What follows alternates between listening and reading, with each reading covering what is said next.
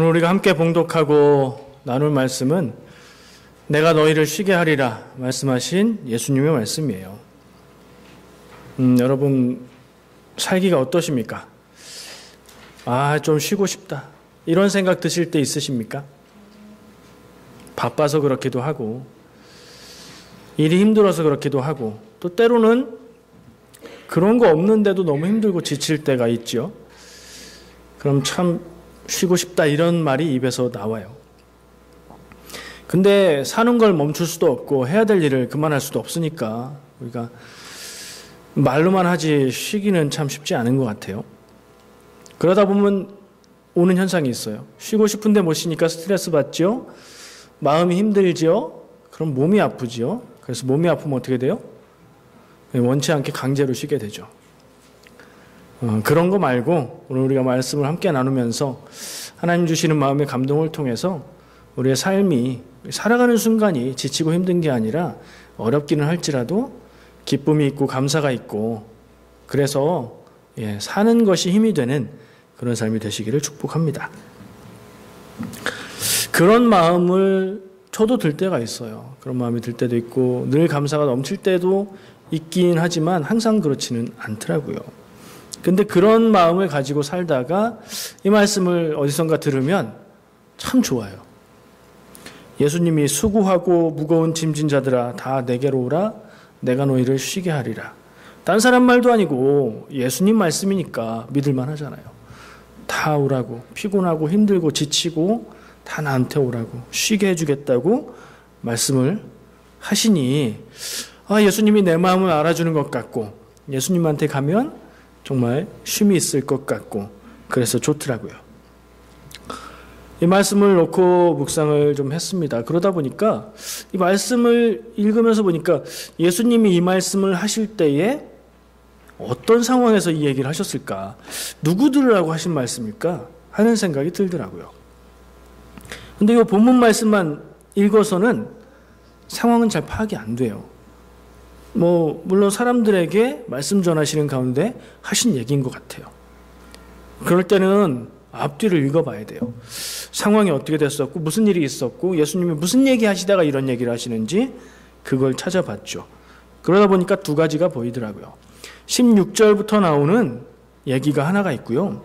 그 뒤에 또 한 덩어리로 나오는 얘기가 있어요. 예수님이 하신 얘기예요. 그 두 가지 얘기들의 흐름을 보면 이 얘기를 하시고 그 다음에 수고하고 무거운 짐진 자들아 내게로 와라. 이렇게 말씀하셨으니까 그 의미를 더 잘 알겠더라고요. 간단하게 소개를 해볼게요. 16절에 예수님은 이렇게 말씀을 시작하십니다.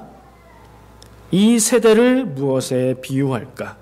여기서 이 세대라는 건 지금 살아가는 너희들, 우리 이 시대의 사람들 너희들이라고 얘기하는 거예요. 너희들은 뭐 같냐면 하고 예수님이 얘기하시는 거예요. 근데 그 내용이 장터에서 노는 아이들을 보는데 피리를 불어도 춤추지 않고 곡을 해도 가슴을 치지 않는 것 같다. 이렇게 얘기를 하세요.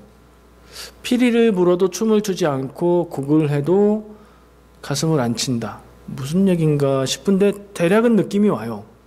누군가는 뭘 하는데 거기에 안 맞춰준다는 얘기죠.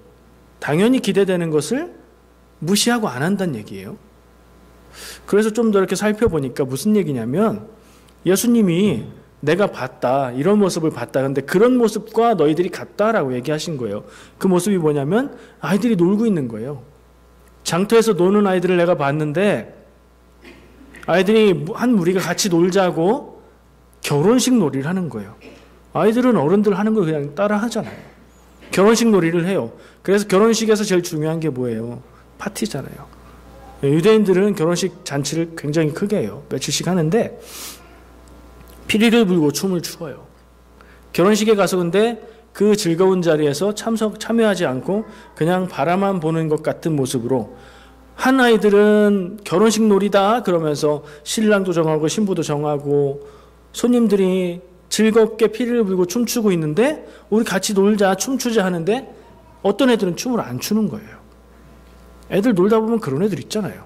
같이 놀고 싶은 마음은 있는데 뭔가 문제가 있어서 마음에 문제가 있어서 같이 못 노는 그런 모습이에요.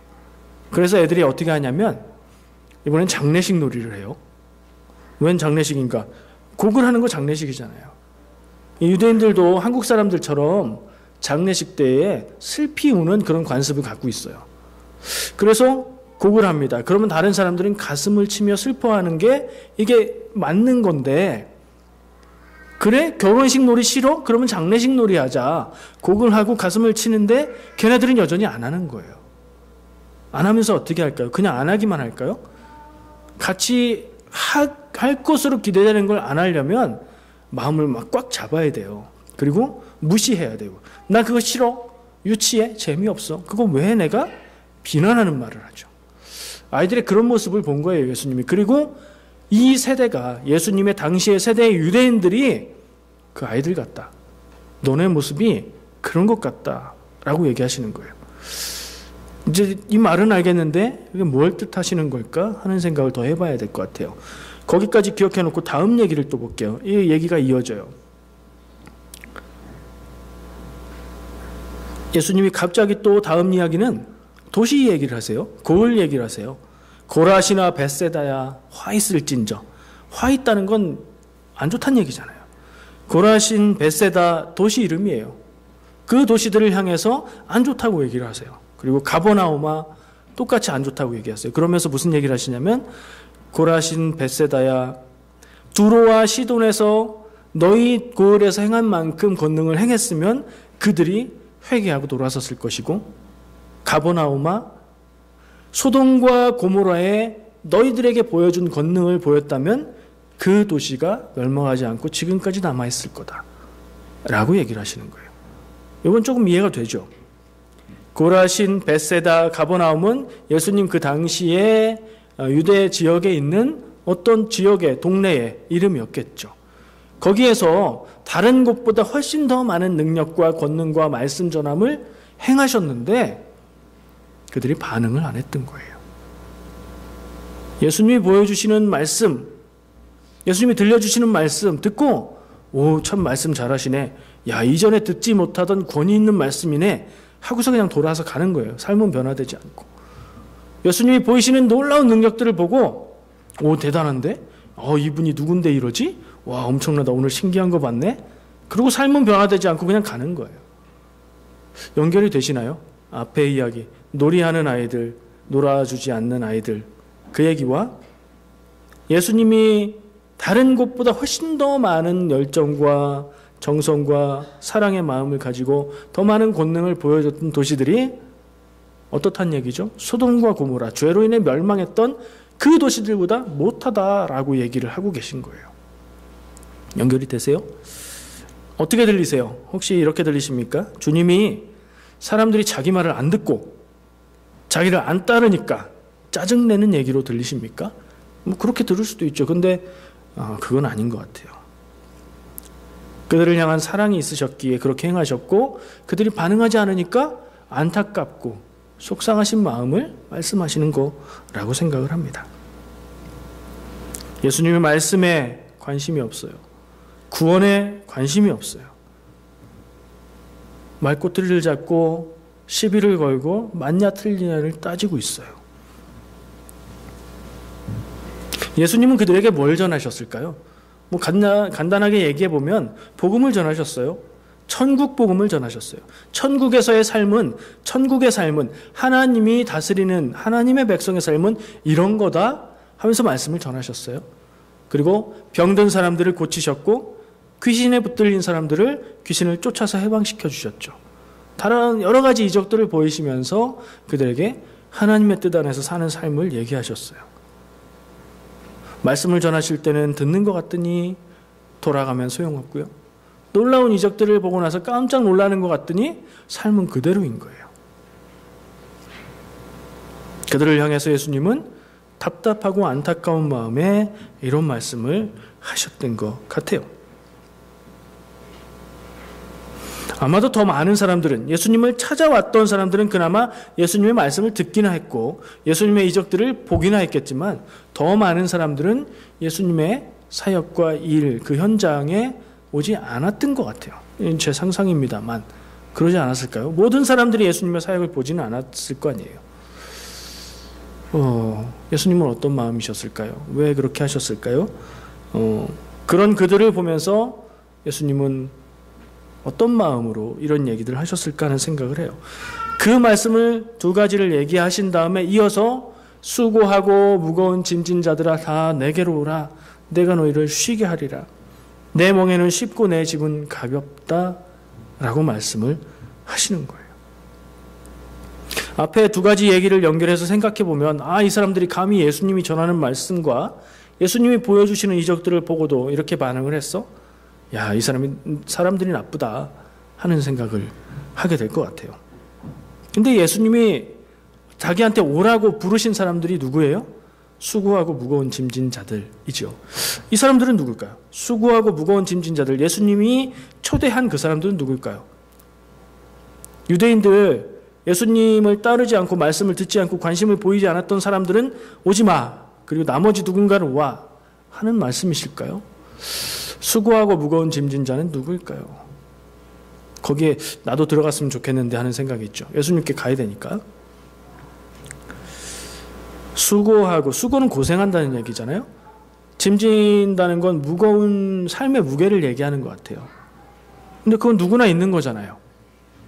여러분들도 다 가지고 계시고 예수님 당시에 유대인들도 다 가지고 있었고 이방인들이라고 삶의 무게 없이 살아가나요? 사람의 존재라는 건 그 무게를 감당하면서 살 수밖에 없잖아요. 그러면 누구나 오라는 얘기인가? 일단은 그렇게 생각을 해봅니다. 옛날이나 지금이나 사는 건 바쁘고 어렵고 힘들어요. 이상하죠? 옛날에는 지금 시대처럼 여러 가지 도구들이 없었어요. 우리 여러분들의 어머니, 할머니 시대를 한번 상상해 보세요. 하루 종일 뭐 하셨을까요? 청소하고 밥하고 빨래하고 하루 종일 일하고 새벽까지 일하고 잠들었다가 또 깨서 하루 종일 일하고 그렇게 사셨어요. 근데 그 일들을 지금은 어떻게 하죠? 기계가 하죠. 가전제품들. 예쁘고 멋있고 첨단 기능을 다 갖춘 가전제품들이 다 해요. 밥도 해주죠. 빨래도 해주죠. 음식은 해야 되겠네요. 어쨌든 많은 일들을 기계가 대신하는데 지금은 나아졌나 생각해보면 지금은 옛날 같지 않게 남성들이 같이 일을 하는데도 바쁘잖아요. 요즘 사는 거. 왜 그러죠? 생각해봤어요. 자동차가 생겼어요. 자동차가 생겨서 먼 곳을 빨리 갈 수 있게 됐어요. 그럼 시간이 줄어들어야 되는데 어떤 현상이 나타나냐면 더 멀리 갈 수 있게 되니까 더 멀리까지 가서 일을 하게 돼요. 그죠? 그리고 그 자동차를 사야 되니까 더 열심히 일을 해야 돼요. 자동차 유지해야 되니까 돈을 더 많이 써야 되니까 일을 더 많이 해야 되는 거예요. 더 바빠져요. 현대인의 삶이 그런 삶이 아닌가 생각을 해요. 모든 게 그래요. 수많은 가전제품들, 예쁜 것들, 좋은 것들 다 사야 되니까 그거 사느라고 일해야 돼요. 그렇죠? 자녀 교육을 위해서 사교육해야 되니까 일해야 돼요. 그래서 자녀들은 또 학원에 보내요. 그것도 감당해야 되니까 더 일해야 돼요. 이상한 삶인 것 같아요. 결론은 뭐냐면 예나 지금이나 사는 게 쉽지 않고 바쁘고 힘들다는 얘기예요.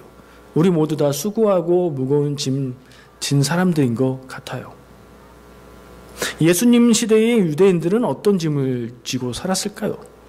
이 당시에 살았던 사람들, 예수님의 부르심에 응답하지 않고 예수님 앞에 나가지 않았던 그런 사람들은 어떤 짐을 지고 살았을까요? 생각해보면 로마 식민지였잖아요. 그렇죠? 로마 식민지라는 사실은 우리가 경험해본, 직접 경험은 아니지만 우리가 알고 있는 역사를 생각해 볼 때 일본의 지배를 받았던 식민 통치 기간을 우리가 생각할 수 있잖아요. 그것과 다른 점도 있었겠지만 비슷한 점도 많았겠죠. 식민지였기 때문에 세금을 내야 됐어요.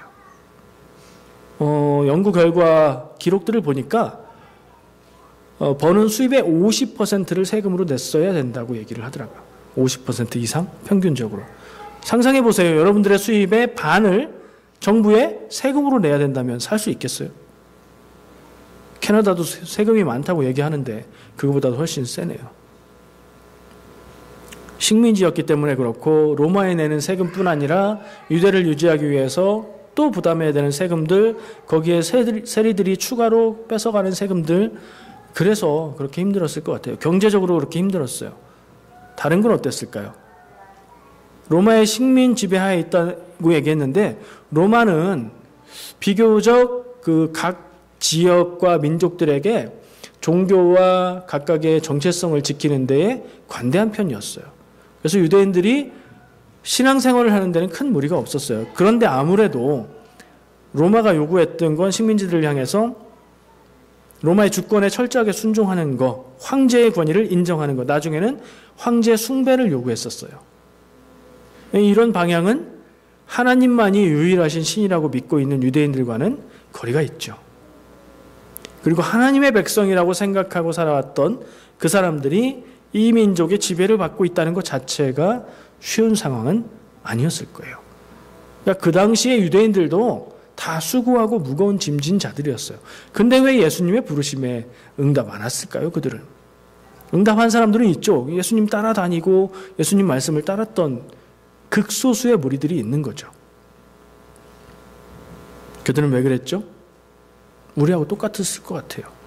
사는 게 힘들고 바빠서.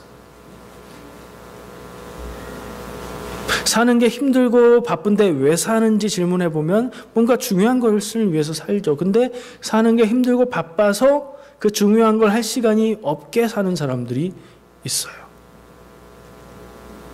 자녀들을 위해서 부모님들이 열심히 일을 해요. 정말 열심히들 사시잖아요. 최선을 다해서 사는데 자녀를 위해서 그렇게 사세요. 그러다 보니까 열심히 일해야 돼서 자녀들과 같이 시간을 보낼 그런 시간 여유가 없어요. 그리고 그 시간이 미안하니까 자녀들에게 다른 걸 더 해주기 위해서 돈을 더 벌어야 돼요. 그래서 더 열심히 일해야 돼요. 이상한 모습인데 뭐가 잘못됐죠? 목적을 놓치고 그 수단에 붙잡혀서 돈 벌어야 돼. 돈을 더 벌어야 돼. 너 사교육도 시켜야 되고 미래도 준비해야 되고 더 준비해야 돼. 근데 목적을 놓친 거예요. 그러다 보니까.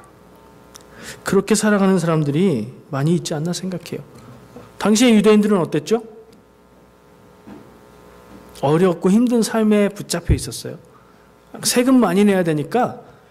근데 가난한 사람들은 더 힘들잖아요. 가난에 매여서 붙잡혀 있었어요. 성경에 나오는 많은 사람들의 얘기를 볼 때 병에 걸려서 병에 붙들려서 아무것도 하지 못하고 살아가는 사람들도 있었어요. 귀신 들렸다는 사람들, 귀신 들려서 제정신이 아니게 살아가는 그런 사람들도 있었어요. 예수님이 오셔서 전하신 말씀, 예수님이 행한 이적들이 다 거기에서 풀려나고 노임받고 해방되고 하나님의 구원에 참여하라고 부르신 건데 그 사람들은 그 부르심을 따라갈 수가 없었어요. 해야 될 게 너무 많아서. 일해야 되고 이 일도 해야 되고 저 일도 해야 되고 바쁘고 시간은 나는데 이제 힘들어서 쉬어야 되겠고 그러다 보니까 그들도 그렇게 살아갔어요.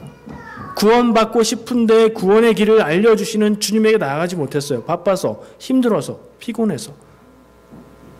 바쁘고 힘들다, 피곤하다. 그래, 여기 구원의 길이 있다. 이 말씀을 따르고 여기에서 생명을 찾아라. 아니요, 바쁘고 힘들고 지쳐서 못 가요. 못 해요. 그런 모습이었던 것 같아요. 최선을 다해서 살긴 하는데 너무 지치고 힘들게 살긴 하는데 더 마음이 허전해가는 느낌이 들고 있다면 우리는 제가 얘기하고 있는 그 사람들의 모습과 다르지 않다는 생각을 해봐야 될 것 같아요. 주님을 믿고 믿음을 가지고 살아간다는 거에 그런 공허함은 어울리지 않거든요. 예수 그리스도를 구세주로 믿고 구원받은 삶을 살아가는 건 힘들어도 감사가 넘치고 힘들지만 기쁨이 있고 그래서 평화롭고 그런 삶이지 지치고 힘들고 조급하고 이거 해야 되는데 못해서 마음이 그냥 계속 쓰이고 잠자면서도 꿈을 꿔야 되고 그런 삶이 아니거든요. 그런 삶은 구원을 바라면서도 메시아로 오신 예수님의 말씀에 귀 기울일 수 없는 그런 삶이에요. 이상한 거예요. 메시아가 오셔서 우리의 삶을 구해주셨으면 좋겠다. 그리고 기다리면서도 예수님의 말씀이 귀에 안 들려요. 바쁘고 힘들어서. 우리는 다행히 예배합니다. 예수님 앞에 나오고 주님의 말씀을 읽고 묵상하고 합니다. 근데 또 어떤 순간은 지금 얘기한 그런 삶과 크게 다르지 않은 삶을 사는 순간도 있습니다. 예수님은 그런 사람들 모두를 부르십니다. 우리를 부르시는 줄 믿습니다. 복음을 전해도 능력을 보여도 관심을 가질 여유가 없는, 그럴 힘이 없는 사람들. 살기 위해서 일하지만 살 길이 아니라 죽을 길로 가고 있는 사람들. 그런 사람들을 예수님은 부르시는 거예요. 그리고 나의 멍에는 쉽고 가볍다고 얘기하세요. 그래서 신앙생활을 열심히 한다는 거, 믿음을 깊이 가진다는 게 삶의 무게에 무게를 더하는 일이어서는 안 돼요. 우리가 살면서 힘들고 지치고 피곤하고 마음 상하는데 교회 가서까지 뭘 해야 되고 예수님 믿는 일 때문에 스트레스 받아야 되고 그렇다면 그 믿음의 노력이 뭔가 다시 생각해 봐야 되는 모습이에요. 살면서 힘들고 지치고 괴롭고 외롭고 한 일들이 예수 믿는 일의 기쁨, 예수님이 가르쳐 주신 길을 살아가는 그 감사함 때문에 다 없어지고 그게 충만하게 넘치는 삶이어야 돼요. 그렇게 살아가시는 여러분들 되시기를 축복합니다. 이민 온 사람들은 옛날 얘기일지도 모르겠어요. 근데 지금도 혹시 그러는 분들이 있나요? 자녀의 미래를 위해서 이민 생활을 시작했어요. 이민 처음 오셔서 살아가는 부모님들은 다 경험하셨잖아요. 이 사회에서 우리가 적응하면 얼마나 적응할 수 있겠어요? 여기서 나고 자란 사람들만큼 적응이 안 돼요. 그래서 늘 마음이 떠 있는 것 같아요. 그러나 자녀들을 위해서 거기서 살잖아요. 근데 잘못하면 어떻게 되냐면 자녀들은 내가 언제 이민 가서 살자고 했어요? 나 이민 나와서 너무 힘들고 괴로웠어요. 이렇게 얘기하고요. 잘못하면 자녀들은 영어만 쓰고 우리말을 못해. 그래서 대화가 안 돼요. 내가 얘기 좀 하려고 붙잡아 놓으면 영어로 뭐라고 하고 가버려요. 그런 일들이 옛날에 많이 있었어요. 이거 목적과 결과가 너무 문제가 있는 모습 아닌가요? 노후 준비와 자녀들의 미래를 위해서 정말 열심히 살고 있어요. 우리의 삶이 어떻게 될지 모르니 우리는 열심히 살죠. 이런 일도 옛날에 많이 있다고 들었었어요. 지금은 어떨지 모르겠어요. 열심히 살았는데 그래서 정말 쉬지 않고 잠 안 자고 교회도 못 오면서 일했는데 어느 정도 갖추어졌고 어느 정도 모아놨고 이제 살만하다고 생각해서 돌아보는데 몸이 아프대요. 병이 들었대요. 그리고 그 인생이 거기서 끝나버리는 사람들의 얘기 들어보셨죠? 너무 슬픈 일이에요. 우리는 그렇게 살지 않았으면 좋겠어요. 우리는 그렇게 살 수는 없습니다. 우리가 예수 믿는 것이 나 행복하자고 믿는 건 아니지만 복된 삶이어야 되지 않겠어요? 물론이죠. 예수 믿고 구원받아서 우리의 영혼이 구원받으니까 그거로 복이에요. 그것도 감사하고 그게 첫 번째고 그게 제일 중요해요. 그런데 우리의 사는 삶도 주님 안에서 행복해야 되고 감사와 기쁨이 충만해야 되는 줄 믿습니다. 허락해 주신 환경 안에서 평안하고 감사하면서 살 수 있었으면 좋겠어요. 오늘 예수님이 말씀 가운데 수고하고 무거운 짐진 자들아 다 내게로 오라 이렇게 부르세요. 이 음성이 남을 부르는 음성이 아니라 나를 부르는 음성임을 깨달으시길 바라고 주님께 나아가서 주님이 주시는 참 평안을 누리시길 축복합니다. 지치고 힘든 게 믿음을 통해서 교회에서 서로 위로하고 서로 위해서 기도하는 우리 공동체, 우리 영적 가족, 우리 신앙생활을 통해서 새 힘을 얻고 힘들어도 그래 웃으면서 손잡고 우리 갈 수 있는 그런 교회 공동체가 되어가고 있는 줄 믿습니다. 네, 올해는 그 부분을 더 바라보면서 그것을 더 깊이 기도하면서 함께 나아갔으면 좋겠습니다. 기도하겠습니다.